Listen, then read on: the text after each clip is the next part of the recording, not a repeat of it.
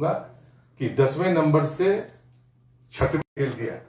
दुनिया ने हमारा ध्यान आकृष्ट किया, तब जाकर शायद हम देश के लोग इस बात को मान पाए कि नहीं, ये हमारी एक ऐसी उछाल है जिसको दुनिया स्वीकार करती है।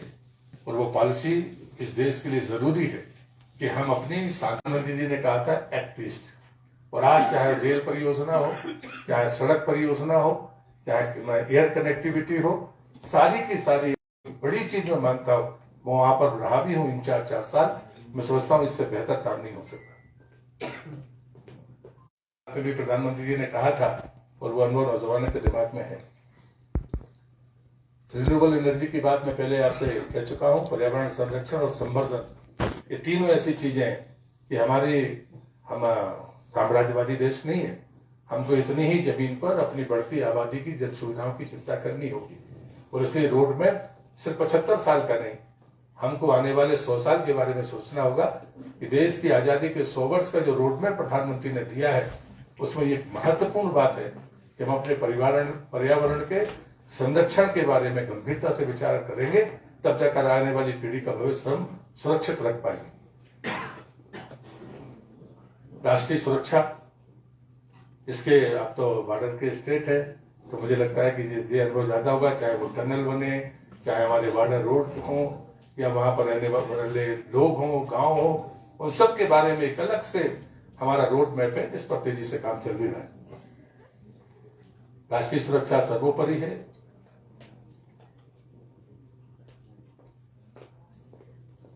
रक्षा उत्पादन 1 लाख करोड़ से ऊपर का हो गया। जो हथियार दिए वो अलग, सीमाओं में नई सड़कें पुलें जिनकी वो टनल की मैंने आपसे बात की है, लेकिन साथ में एक्सपोर्ट भी हमने किया रक्षा के क्षेत्र में। Syria, Libya, Yemen, Sudan, Nepal और अफगानिस्तान से 19,000 से अधिक लोगों को लाया गया।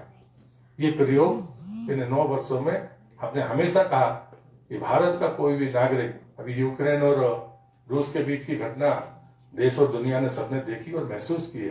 तो मैं मानता हूं कि दुनिया के दूसरे देशों ने भी हमसे मदद ली कि हम उनके नागरिक सुरक्षित तरीके से अगर कोई बाहर निकाल सकता है तो भारत निकाल सकता है। कोविड महामारी के दौरान हमने लगभग 3 करोड़ लोगों को हम दुनिया से भारत को लेकर आए हैं। G20 की बात से मैंने अपनी बात शुरू की थी कि वसुधैव कुटुंबकम का नारा कल प्रधानमंत्री जी ने संसद के लोकार्पण में कहा है कि भारत विकसित देश से विकासशील देश बनना चाहता है, और ये जो 25 साल हैं अमृत काल के, इन 25 साल में हमें इस स्थान पर पहुंचना है। और इसलिए जरूरी है कि भारत अगर विकसित होगा तो फिर दुनिया विकसित होगी। अगर भारत शांति का संदेश देगा तो दुनिया में शांति का संदेश जाएगा।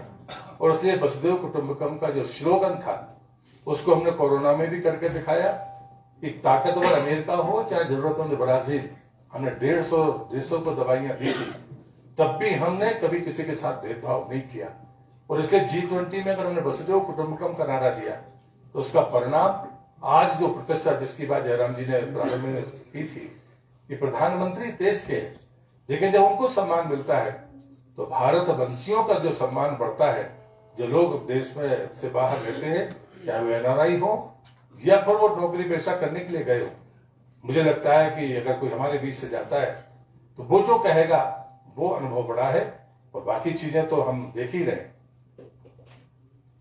ये उसके चित्र हैं, इनके बारे में मैं अलग से कुछ कहूंगा नहीं, लेकिन मैं ये जरूर कहूंगा कि पहले हमारे लोग, चाहे वो सरकार में बैठे हों या सामान्य लोग हों, जब वो दुनिया के किसी बड़े देश में जाते थे तो उनके प्रति उनका नजरिया और बर्ताव क्या होता था।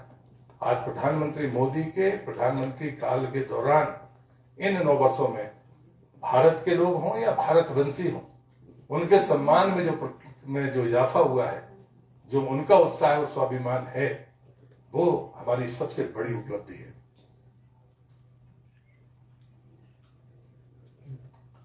विश्वास ही विकास का आधार है, और मैं यही कहूंगा कि विश्वास जनता ने दिया है और विश्वास जनता करती है। और इसलिए आने वाले रोड मैप के बारे में ये ब्लूप्रिंट है। ये पहली बार सरकार ने कोशिश की है कि हम 9 साल का अपना जो हमने किया है वो आपके सामने रखें और देश के सामने रखें, ये कोशिश है आज के दिन की।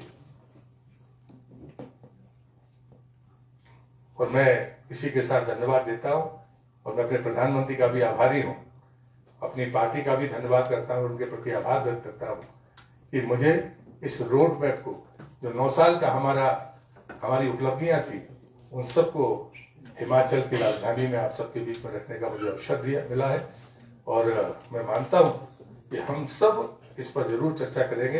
हमारे जितने भी राज्य के आदरणीय नेतागण हैं वो आपसे इंटरेक्शन करेंगे और मैं मानता हूं ये परंपरा सबके साथ होनी चाहिए कि जो करता है वो उपलब्धियां अगर आपके सामने होंगी तो समीक्षा से लेकर समाचार तक आपको शायद तुलना करने में मदद मिलेगी। इसी निवेदन के साथ मैं आपका धन्यवाद करते हुए अपनी बात को समाप्त करता हूं। धन्यवाद।